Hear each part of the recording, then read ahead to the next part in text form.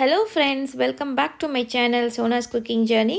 இன்னைக்கு நம்ம சேனல்ல கிட்ஸோட ஃபேவரட் டிஷ் பீட்சா தான் எப்படி பண்றதுன்னு பார்க்கலாம். அது வீட்லயே எப்படி பண்றதுன்னு பார்க்கலாம் வாங்க. அதுக்கு முன்னாடி என் சேனலுக்கு சப்ஸ்கிரைப் பண்ணாதவங்க சப்ஸ்கிரைப் பண்ணிக்கோங்க. கூட இருக்க பெல் பட்டனையும் பிரஸ் பண்ணிக்கோங்க. வாங்க இப்போ நம்ம ரெசிபி எப்படி பண்றதுன்னு பார்க்கலாம்.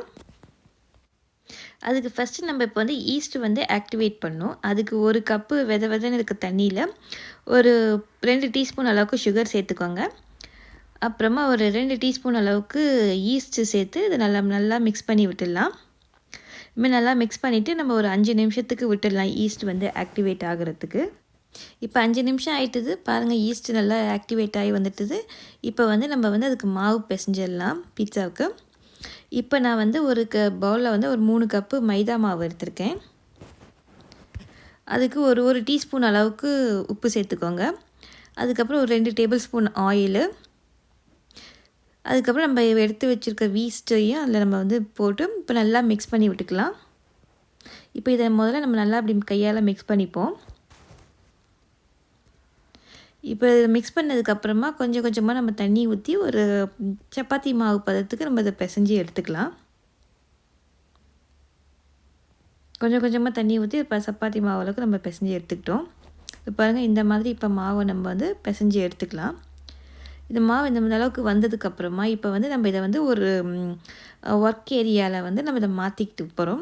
மாற்றிட்டு இதை ஒரு 10 நிமிஷத்துக்கு நல்லா இதை மாவை பிசையணும். இந்த மாதிரி இழுத்து நம்ம மாவு பிசைஞ்சு எடுத்து வச்சுக்கலாம்.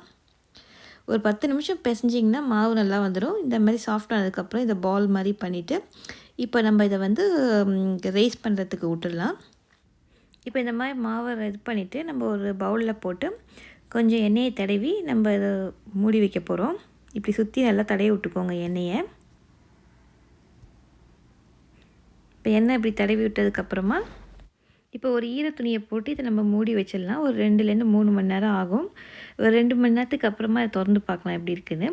இப்போ பாருங்கள், நல்லா ரைஸ் ஆகி நல்லா வந்திருக்கு.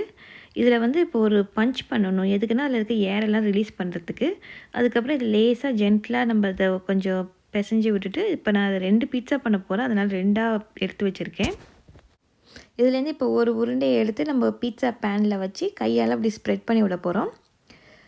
இதை இந்த மாதிரி பண்ணிக்கோங்க. நல்லா ஒரே திக்னஸில் ஃபுல்லாக ஸ்ப்ரெட் பண்ணிக்கோங்க.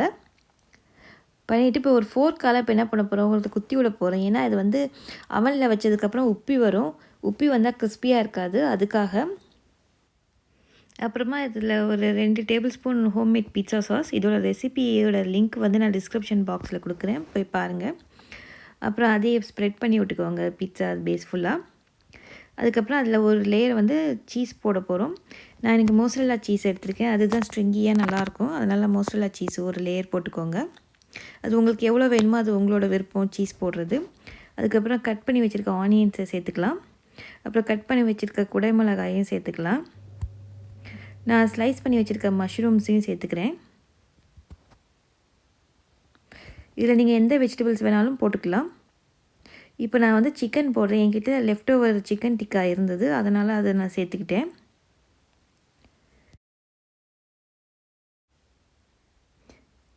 இதில் இப்போ கொஞ்சம் பைனாப்பிள் சங்க்ஸு சேர்த்துக்கலாம். பைனாப்பிள் போட்டு பீட்சா பண்ணி பாருங்கள், பீட்சா சூப்பராக இருக்கும். அப்புறம் இதில் நான் கொஞ்சம் பிளாக் ஆலிவ்ஸும் சேர்த்துக்கிறேன். இதில் வேறு எந்த வெஜிடபிள்ஸ் வேணாலும் நீங்கள் சேர்த்துக்கலாம். இப்போ இதில் கொஞ்சோண்டு சில்லி ஃப்ளேக்ஸ் கொஞ்சம் ஸ்ப்ரிங்கிள் பண்ணிக்கோங்க.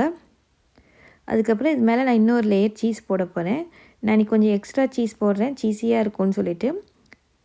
இப்போ இதை 220 டிகிரி சென்டிகிரேட் அவனில் ஒரு 10 to 12 மினிட்ஸ் பேக் பண்ணி எடுத்தால் நம்மளோட பீட்சா ரெடி ஆகிடும். இப்போ 12 மினிட்ஸ்க்கு அப்புறம் நம்மளோட பீட்சா சூப்பராக ரெடி ஆகிட்டுது. இதை கட் பண்ணி நம்ம இப்போ சர்வ் பண்ண வேண்டியதான். இந்த ரெசிபியை நீங்களும் வீட்டில் ட்ரை பண்ணி பாருங்கள். ட்ரை பண்ணி பார்த்துட்டு பிடிச்சிருந்ததா கமெண்ட் பண்ணுங்கள். இந்த ரெசிபியை உங்கள் ஃப்ரெண்ட்ஸுங்க கூட ஷேர் பண்ணுங்கள், லைக் பண்ணுங்கள். மறந்துடாமல் என் சேனலுக்கு சப்ஸ்கிரைப் பண்ணுங்கள். கூட இருக்க பெல் பட்டனையும் ப்ரெஸ் பண்ணிக்கோங்க. நம்ம இன்னும் ஒரு நல்ல ரெசிபியோடு மீண்டும் சந்திப்போம். தேங்க்ஸ் ஃபார் வாட்சிங். பாய்.